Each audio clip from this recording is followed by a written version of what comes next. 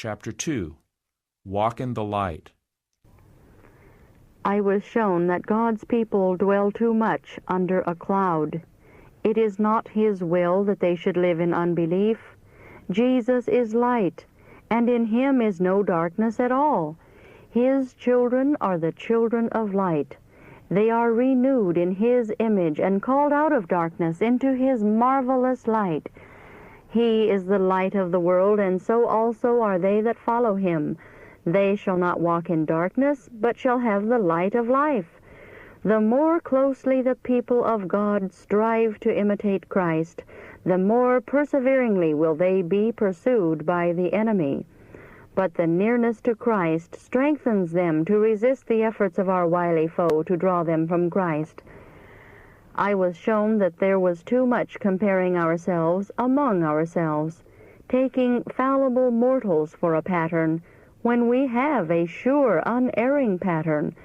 We should not measure ourselves by the world, nor by the opinions of men, nor by what we were before we embraced the truth.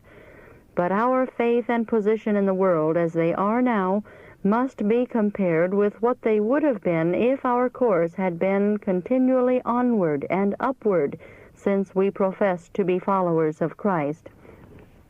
This is the only safe comparison that can be made. In every other there will be self-deception. If the moral character and spiritual state of God's people do not correspond with the blessings, privileges, and light which have been conferred upon them, they are weighed in the balance, and angels make the report, wanting. With some, the knowledge of their true state seems to be hidden from them. They see the truth, but perceive not its importance or its claims. They hear the truth, but do not fully understand it, because they do not conform their lives to it, and therefore are not sanctified through obeying it. And yet they rest as unconcerned and well satisfied, as though the cloud by day and the pillar of fire by night, as token of God's favor, went before them. They profess to know God, but in works deny Him. They reckon themselves His chosen peculiar people, yet His presence and power to save to the uttermost are seldom manifested among them. How great is the darkness of such, yet they know it not. The light shines, but they do not comprehend it. No stronger delusion can deceive the human mind than that which makes them believe that they are right, and that God accepts their works when they are sinning against Him. They mistake the form of godliness for the spirit and power thereof. They suppose that they are rich and have need of nothing, when they are poor, wretched, blind, and naked, and need all things. There are some who profess to be Christ's followers, yet put forth no effort in spiritual things.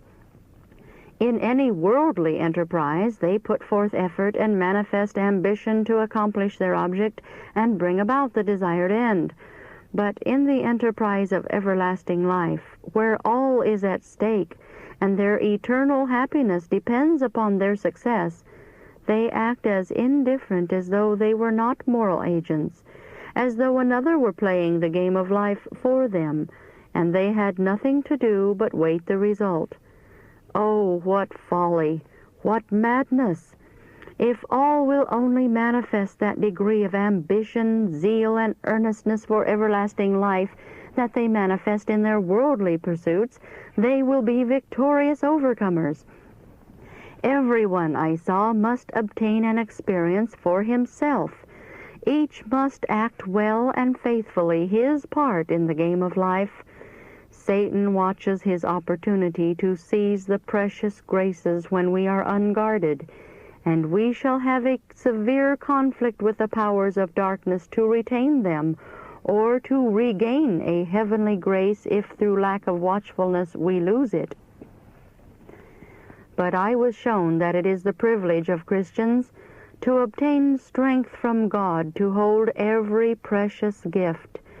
Fervent and effectual prayer will be regarded in heaven, When the servants of Christ take the shield of faith for their defense and the sword of the Spirit for war, there is danger in the enemy's camp, and something must be done. Persecution and reproach only wait for those who are endowed with power from on high to call them into action. When the truth in its simplicity and strength prevails among believers and is brought to bear against the spirit of the world, it will be evident that there is no concord between Christ and Belial. The disciples of Christ must be living examples of the life and spirit of their Master. Young and old have a conflict, a warfare before them. They should not sleep for a moment. A wily foe is constantly on the alert to lead them astray and overcome them. Believers in present truth must be as watchful as their enemy and manifest wisdom in resisting Satan. Will they do this? Will they persevere in this warfare? Will they be careful to depart from all iniquity? Christ is denied in many ways. We may deny him by speaking contrary to truth, by speaking evil of others, by foolish talking or jesting, or by words that are idle. In these things we manifest but little shrewdness or wisdom. We make ourselves weak. Our efforts are feeble to resist our great enemy, and we are conquered. Out of the abundance of the heart the mouth speaketh. And through lack of watchfulness we confess that Christ is not in us. Those who hesitate to devote themselves unreservedly to God make poor work of following Christ. They follow him at so great a distance that half the time they do not really know whether they are following his footsteps or the footsteps of their great enemy. Why are we so slow to give up our interest in the things of this world and take Christ for our only portion? Why should we wish to keep the friendship of our Lord's enemies and follow their customs and be led by their opinions?